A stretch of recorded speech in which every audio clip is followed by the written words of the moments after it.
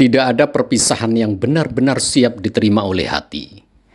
Apalagi jika yang berpamitan adalah manusia paling dicintai di bumi dan langit. Wafatnya Nabi Muhammad SAW tidak datang seperti kabar biasa. Ia tidak jatuh tiba-tiba, tidak mendadak, tidak tanpa tanda. Allah memperlihatkan perpisahan itu perlahan, seperti senja yang turun pelan, seperti matahari yang enggan tenggelam, namun tak bisa ditahan. Hari-hari terakhir Rasulullah SAW telah dimulai jauh sebelum tubuh beliau terbaring sakit. Dimulai dari ayat yang menyempurnakan agama, dari air mata Umar bin Khattab di padang Arafah, dari istighfar yang semakin sering keluar dari lisan manusia paling suci. Madinah masih berdiri, masjid masih dipenuhi sahabat, azan masih berkumandang. Namun tanpa mereka sadari, waktu sedang mengemas kenabian. Langkah Rasulullah menuju masjid menjadi semakin berat. Doanya semakin panjang, tatapannya semakin dalam, seolah beliau sedang berpamitan, tanpa kata, tanpa isyarat yang keras. Dan ketika sakit itu akhirnya datang, itulah awal dari detik-detik paling menggetarkan dalam sejarah manusia. Saat dunia bersiap kehilangan Rasulnya, dan umat diuji, mampukah mencintai tanpa menolak takdir perpisahan? Inilah kisah hari-hari terakhir Rasulullah Sallallahu Alaihi Wasallam. Sebelumnya, yuk bersolawat pada baginda Rasulullah Sallallahu Alaihi Wasallam. Semoga keberkahan selalu menyertai kita semuanya. Amin ya rabbal alamin. Assalamualaikum warahmatullahi wabarakatuh.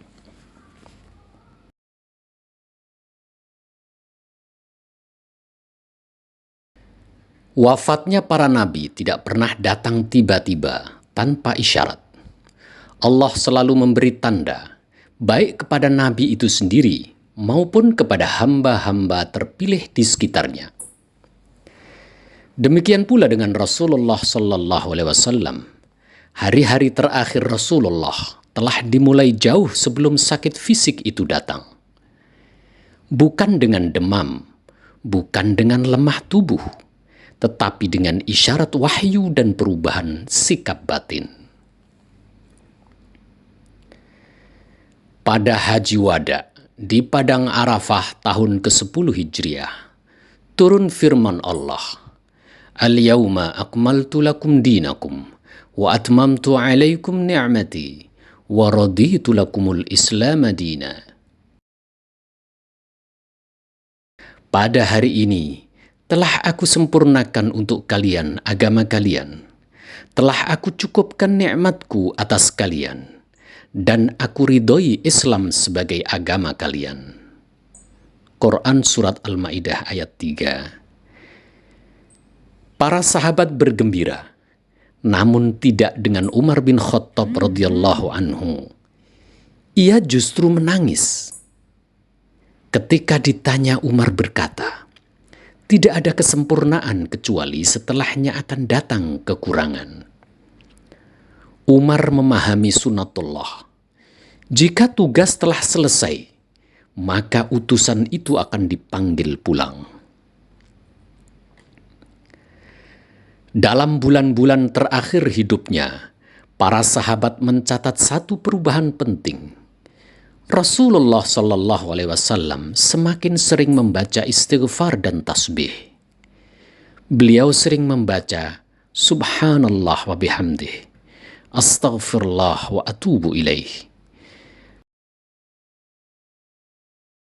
Aisyah radhiyallahu anha berkata, sejak turun surah Idza jaa nasrullahi wal fath, Rasulullah tidak pernah berhenti membaca tasbih dan istighfar. Para ulama tafsir menjelaskan, surah An-Nasr bukan sekedar kabar kemenangan, tetapi perintah bersiap untuk perpisahan.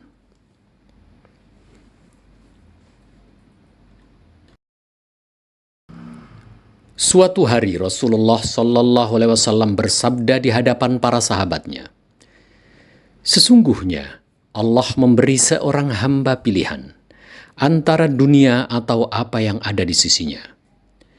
Abu Bakar As-Siddiq radhiyallahu anhu langsung menangis. Para sahabat lain tidak memahami maksudnya.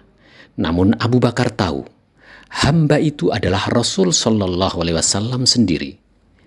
Itulah sebabnya Abu Bakar menangis lebih dulu sebelum yang lainnya.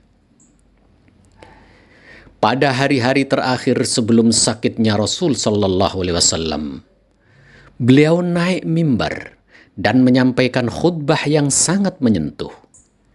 Beliau berkata, "Sesungguhnya seorang hamba telah diberi pilihan oleh Allah antara dunia dan apa yang ada di sisinya.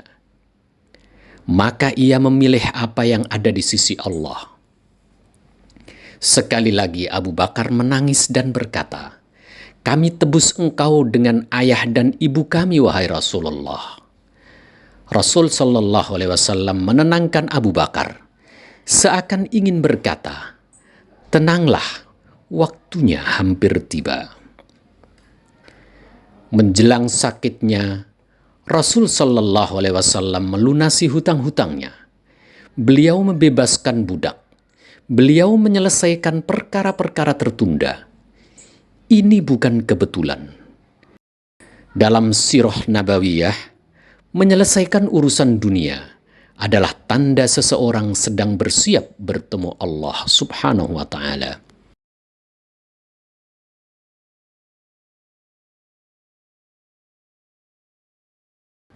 Malam itu, Madinah tenang, tetapi bukan ketenangan biasa. Para sahabat telah kembali ke rumah masing-masing. Masjid Nabawi sunyi.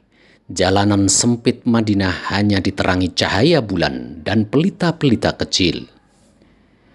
Aisyah radhiyallahu anha mengisahkan, di tengah malam itu, Rasulullah Shallallahu Alaihi Wasallam terbangun dari tidurnya, lalu mengenakan pakaiannya, kemudian keluar. Aku mengikutinya dari belakang. Ini bukan kebiasaan biasa. Rasulullah jarang keluar sendiri di tengah malam tanpa tujuan yang jelas. Malam itu tujuannya satu. Pemakaman Baqi. Di Baqi telah dimakamkan para sahabat besar dan mulia. Utsman bin Maz'un, para sahabat, orang-orang pertama yang beriman, para syuhada. Ketika Rasulullah Shallallahu Alaihi Wasallam sampai di Baqi, beliau berdiri lama, tidak tergesa-gesa, tidak duduk, tidak berbicara kepada orang. Beliau berbicara kepada penghuni kubur. Rasul Shallallahu Alaihi Wasallam bersabda, "Salam sejahtera atas kalian, wahai penghuni kubur, dari kaum mukminin dan muslimin. Sesungguhnya kami insya Allah akan menyusul kalian. Aku memohon kepada Allah keselamatan bagi kami dan bagi kalian." Para ulama sirah sepakat, ini adalah salam perpisahan, bukan ziarah biasa. Rasulullah Shallallahu Alaihi Wasallam mengangkat tangan lama sekali di Baqi. Beliau berdoa dengan suara yang keras, namun penuh penghayatan. Aisyah radhiyallahu anha yang mengintip dari kejauhan berkata, "Aku berdiri lama sampai aku mengira beliau telah lupa kepadaku." Dalam doa itu, Rasul Shallallahu Alaihi Wasallam memohonkan ampunan besar-besaran bagi para penghuni kubur. Ulama mengomentari sikap Nabi ini. Nabi tidak mendoakan dengan doa panjang, kecuali pada peristiwa-peristiwa besar.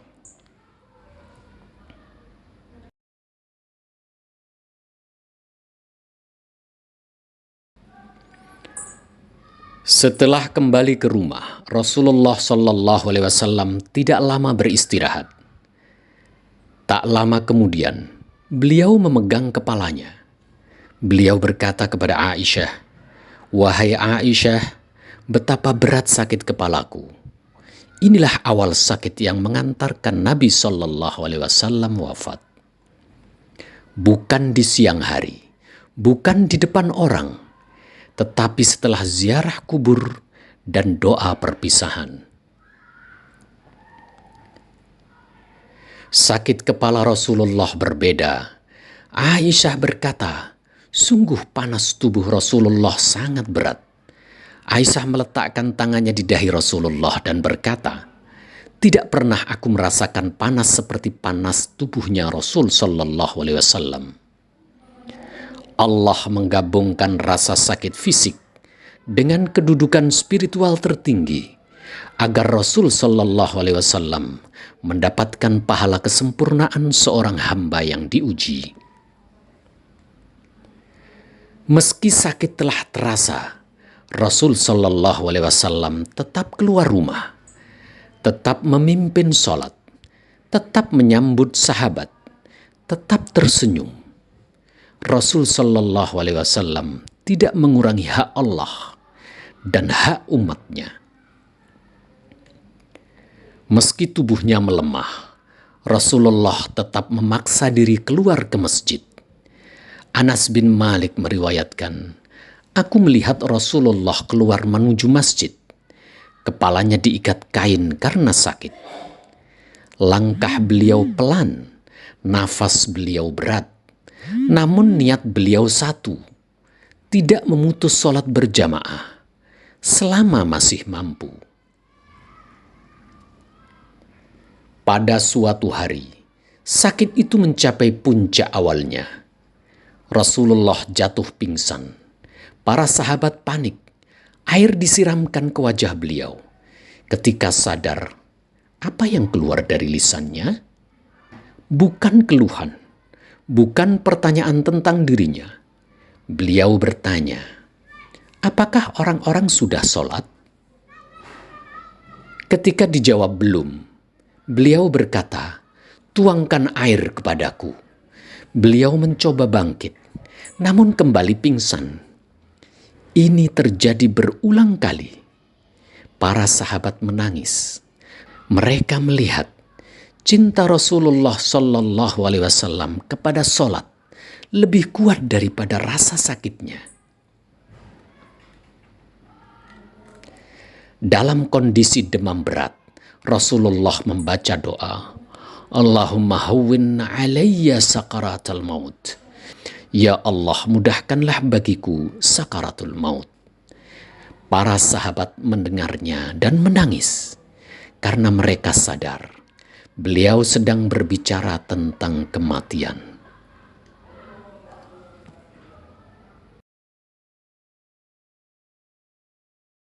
Di tengah demam yang tak kunjung turun, Rasulullah masih memikirkan umatnya. Beliau bersabda, "Panggilkan orang-orang." Para sahabat berdatangan. Masjid dan sekitar rumah Aisyah dipenuhi wajah-wajah yang tegang, cemas, dan basah oleh air mata. Rasulullah Shallallahu Alaihi Wasallam berbicara dengan suara lemah namun jelas. Lagi-lagi beliau mengisyaratkan perpisahan. Beliau memulai dengan pujian kepada Allah, lalu bersabda, "Sesungguhnya seorang hamba telah diberi pilihan oleh Allah antara dunia dan apa yang ada di sisinya. Lalu ia memilih apa yang ada di sisi Allah Subhanahu wa Ta'ala." Tak semua sahabat langsung paham, namun Abu Bakar langsung menangis tersedu-sedu. Ia berkata, "Kami tebus engkau dengan ayah dan ibu kami, wahai Rasulullah." Para sahabat heran, mengapa Abu Bakar menangis? Karena hanya Abu Bakar yang paham. Rasulullah Sallallahu Alaihi Wasallam sedang mengumumkan perpisahan hidup. Rasulullah kemudian melanjutkan, "Sesungguhnya Allah telah menjadikan aku amanah bagi kalian dan aku tinggalkan di tengah kalian kitab Allah.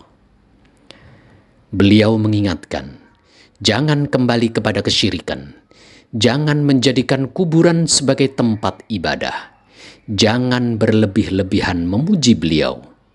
Beliau bersabda dengan suara bergetar, janganlah kalian menjadikan kuburanku sebagai berhala yang disembah. Padahal beliau belum wafat, tetapi beliau sudah melindungi tauhid umat hingga setelah kematiannya.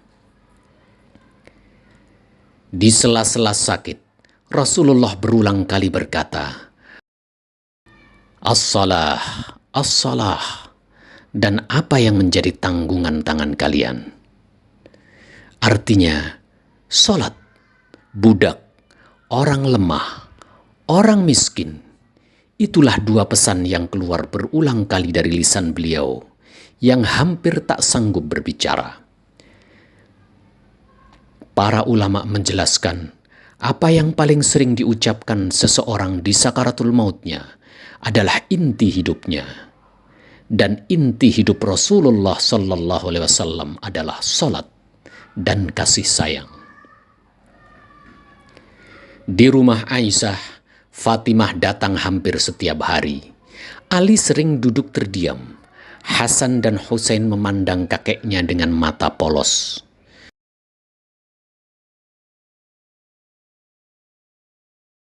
Suatu hari, Rasulullah memanggil Fatimah. Beliau membisikkan sesuatu. Fatimah menangis keras.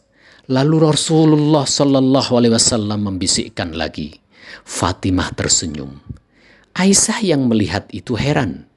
Setelah Rasulullah Sallallahu Alaihi Wasallam wafat, Fatimah bercerita, bisikan pertama, ayahku memberitahuku bahwa beliau akan wafat karena sakit ini. Bisikan kedua, beliau memberitahuku bahwa aku adalah orang pertama dari keluarganya yang akan menyusulnya. Itulah sebabnya Fatimah menangis karena kehilangan, tersenyum karena pertemuan yang dekat.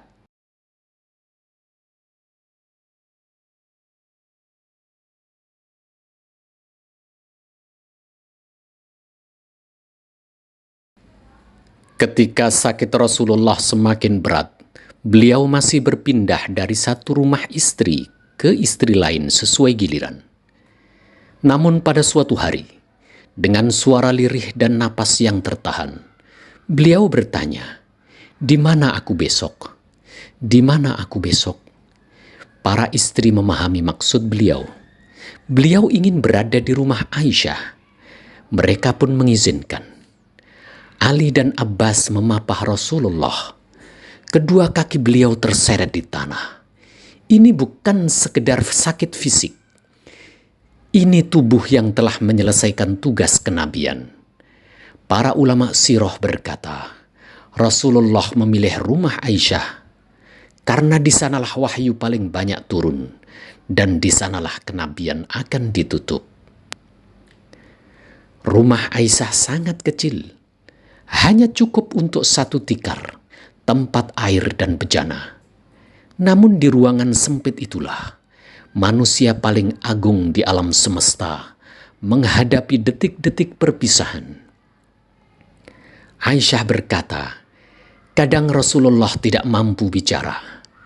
Jika beliau siuman, beliau hanya menatap. Tatapan itu bukan tatapan kosong. Itu tatapan orang yang melihat alam akhirat semakin dekat. Di tengah sakit, Rasulullah Shallallahu Alaihi Wasallam bertanya, apakah masih ada harta umat di sisiku? Ketika diberitahu masih ada beberapa dinar, beliau gelisah. Beliau bersabda, bagaimana mungkin Muhammad bertemu Allah sementara harta ini masih ada? Harta itu segera disedekahkan. Para ulama berkata, Rasulullah ingin bertemu Allah tanpa membawa beban dunia sekecil apapun.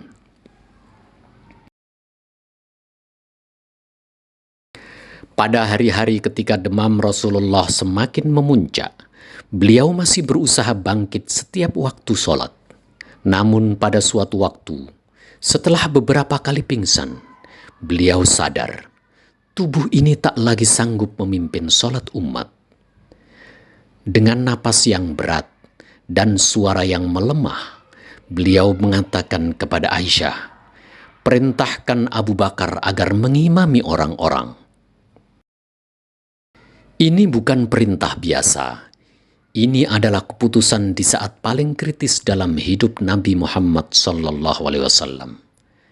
Aisyah radhiyallahu anha berkata dengan hati yang lembut, "Wahai Rasulullah, sesungguhnya Abu Bakar adalah orang yang sangat lembut. Jika dia berdiri menggantikanmu, ia akan menangis dan tak sanggup mengeraskan suaranya." Aisyah tahu ayahnya akan hancur hatinya berdiri di tempat Rasulullah. Namun Rasul Shallallahu Alaihi Wasallam mengulangi perintahnya, "Perintahkan Abu Bakar." Pesan ini tidak langsung sampai kepada Abu Bakar. Sebagian sahabat menyampaikan kepada Umar bin Khattab. Umar mengira dirinya lah yang ditunjuk Nabi Shallallahu Alaihi Wasallam. Dengan tanggung jawab dan ketegasannya, berdiri untuk mengimami sholat. Ketika Umar bertakbir, suaranya keras, lantang dan tegas. Ia membaca dengan suara seorang pemimpin di medan perang. Di dalam kamar, Rasul mendengar suara imam. Rasulullah mengenali suara Umar. Seketika beliau bersabda dengan nada yang tegas, meski lemah, "Di mana Abu Bakar? Allah dan orang-orang mukmin tidak meridhoi selain Abu Bakar." Rasulullah Shallallahu Alaihi Wasallam dalam demam yang tinggi, napas berat, tubuh lemah, namun ketegasan beliau tetap sempurna. Ketika Umar mendengar perintah itu, ia langsung mundur, tidak membantah, tidak bertanya. Umar berkata kemudian, "Tidak pernah aku berharap menjadi pemimpin sejak hari itu." Umar menangis, bukan karena kehilangan posisi, tapi karena ia merasa hampir melampaui batas di hadapan Rasul Shallallahu Alaihi Wasallam. Abu Bakar pun maju. Ketika ia berdiri di mihrab, suaranya tersendat oleh tangis, bahunya bergetar, air matanya jatuh ke janggutnya. Ia membaca Al-Fatihah dengan suara yang hampir tak terdengar. Para sahabat menangis. Mereka tahu ini bukan sekedar imam sholat. Ini tanda bahwa Rasul Shallallahu Alaihi Wasallam sedang berpamitan. Anas bin Malik mengatakan, "Kami tidak pernah melihat hari yang lebih berat daripada hari-hari Abu Bakar mengimami sholat." Kisah ini bukan sekedar siapa jadi imam, siapa berdiri di mihrab, tetapi bagaimana Nabi Shallallahu Alaihi Wasallam menyiapkan umat tanpa kekacauan. Bagaimana kepemimpinan berpindah tanpa perebutan. Bagaimana cinta tidak mengalahkan kebenaran. Rasul Shallallahu Alaihi Wasallam menutup hidupnya dengan ketertiban agar umat tidak memulai hidup tanpanya dengan kekacauan.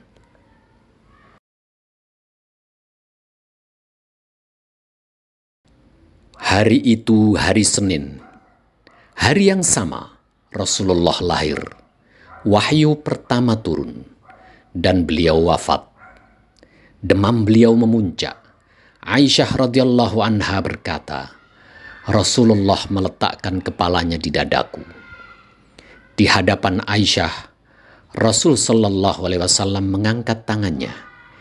Di hadapannya ada bejana berisi air. Beliau memasukkan tangan ke dalamnya, lalu mengusapkan ke wajahnya. Beliau berkata berulang kali, "La ilaha illallah." Sesungguhnya kematian itu memiliki sakarat. Bayangkan, manusia paling mulia, kekasih Allah, pemimpin para nabi, masih merasakan pedihnya sakaratul maut. agar umat tidak meremehkan kematian, tidak sombong, tidak merasa aman. Di detik-detik terakhir, Rasulullah Shallallahu Alaihi Wasallam memandang ke atas, pandangan yang bukan ke langit dunia. Beliau berkata, Allahumma firrafiqil a'la, ya Allah, kepada teman-teman yang maha tinggi. Saat itu Aisyah mulai faham. Aku tahu saat itu beliau telah memilih. Pilihan itu telah datang sebelumnya. Dua pilihan, pilih dunia atau akhirat, dan Rasul memilih akhirat. Tangan Rasulullah perlahan jatuh, napas beliau terhenti, wajah beliau tenang, tak ada teriakan, tak ada kegelisahan, tidak ada penolakan. Ruh beliau keluar dalam keadaan paling mulia. Saat itu, kenabian berakhir, wahyu terhenti, bumi terasa sunyi. Masjid Nabawi diliputi kesedihan, para sahabat menangis, bahkan seseorang yang tak pernah menangis di depan umum, sampai keluar rumah, sampai keluar masjid, dan mencari persembunyian untuk menumpahkan tangisnya.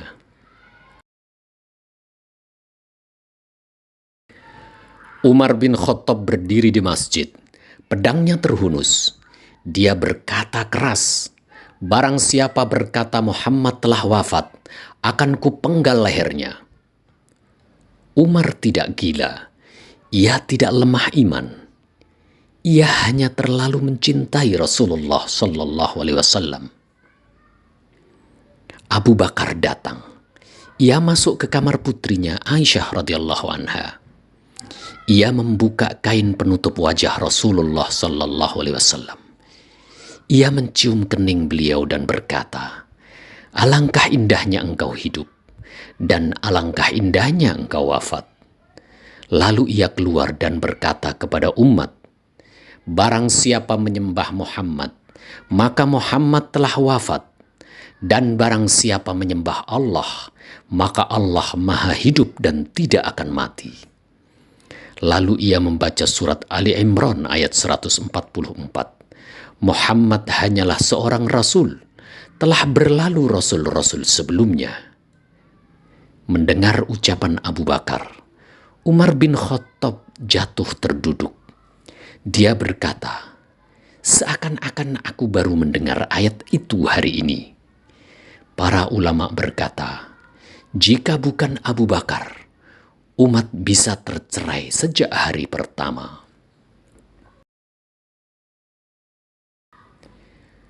Rasul Sallallahu Alaihi Wasallam telah wafat, namun ajarannya hidup.